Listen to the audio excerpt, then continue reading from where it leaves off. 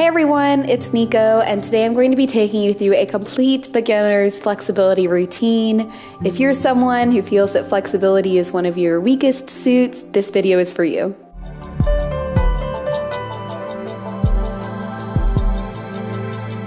So we're going to start standing on the mat, and I'm going to bring my right arm up and just place it over the other side of my head and just let gravity pull me down. This is something that you always want to keep in your mind while you're stretching, is to just let gravity do all of the work.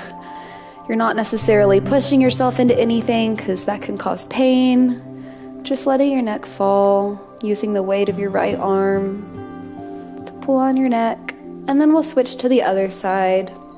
Again, you don't want to be pulling down on your neck because that could hurt you. Just rest it there. And then we'll wrap both arms behind our head to go forward. Just let it dangle.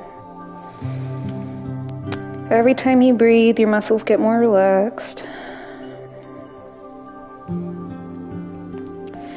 And finally, we'll just hang our head back. Maybe shake it a little bit side to side. And now we'll take one roll, and then to the other side.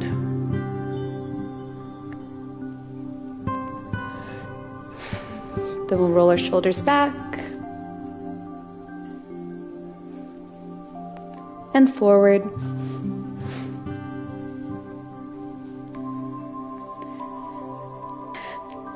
Back and forward. Then I'll step my feet out to be a little bit more than hip width apart. And we'll plie or bend the knees to reach up and breathe. And then come back down to reach up and breathe. We're gonna do this a few times. And what we're doing here is really stretching out the whole body and letting it warm up, getting all of the muscles moving before we start stretching. And this is something that you should always do before you stretch. You don't want to just start pushing your body into something it's not ready for. If your muscles are warm, you're going to find that the flexibility comes much easier. Awesome job, guys. Great. So for this next stretch, I'm going to grab this stool behind me, but you can grab anything in your house that's about that height. A desk, a table, or a chair, anything will work. So if you need to grab that, go ahead and do that now. So I'm going to come and place my feet more than hip width apart, and then we're going to lean forward to rest our hands on this stool. And this is just to make getting into this stretch a lot easier.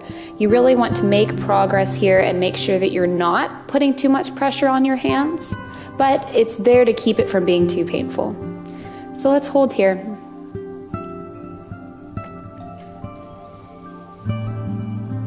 Make sure you're breathing, sending oxygen to your hamstrings while you stretch them. And try as hard as you can to relax, because the more relaxed your muscles are, the more flexible they will be.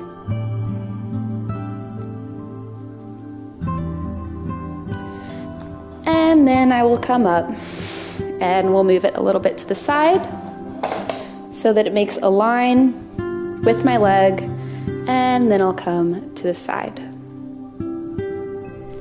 In this position, I want to make sure my hips are even and I'm not letting one be higher than the other.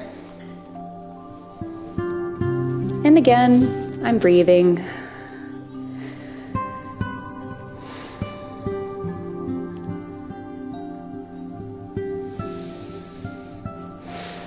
And then we'll come back up and move it to the other side.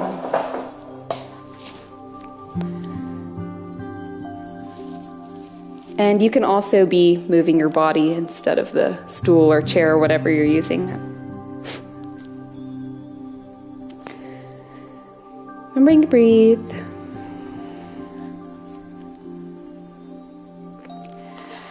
And back up. And just one more time for good measure, we're going to come back to the center. So I'm going to come down on my elbows here to give myself a little bit of an extra stretch, but I only recommend doing this if you're able to keep your back flat while doing so. And by that I mean it's engaged, your shoulder blades are tucked down, pulling towards your lower back, and you aren't letting it arch up like this, just keeping it nice and flat, should be parallel to the ground. And if you aren't able to do that here, then come back up onto your hands. And then we'll come back up to stand. So for this next stretch, we're going to be sitting on the ground. So I'm going to move this stool out of our way. I'm going to sit back on the edge of my mat and extend my legs out to either side. Now in a full straddle stretch, your legs will be straight, but in our modified version, we'll have our legs bent here, lifting our knees up off of the ground. And from here, you'll just go as far forward as you can. Now, I encourage you to place your hands a foot, maybe 2 feet in front of your hips. And from here, you want to slowly try and straighten your legs, bringing your knees to touch the ground. So that's what you're fighting for, and you just want to hold.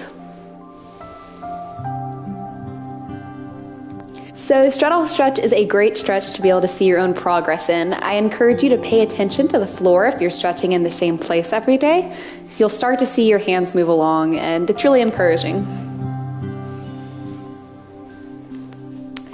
So while you're pulling to get into these stretches a little bit deeper, you always want to make sure you're pulling from the right place.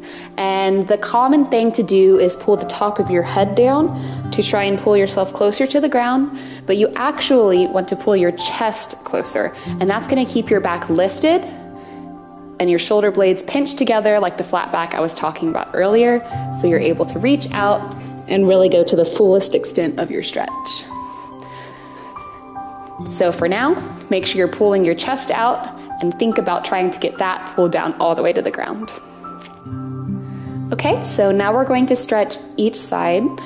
And in a normal straddle stretch, we could stay here and then fold over to each side. But to make it a bit easier, we bring our opposite leg in and then go over. So you want to grab onto your leg and pull your chest closer as you stretch. And you want to make sure you're keeping that back flat. You will be able to reach farther if you arch, but you're losing all of that nice stretch in the back of your leg, all through your hamstring if you do so. So fight for that flat back and try and get that chest to your knee.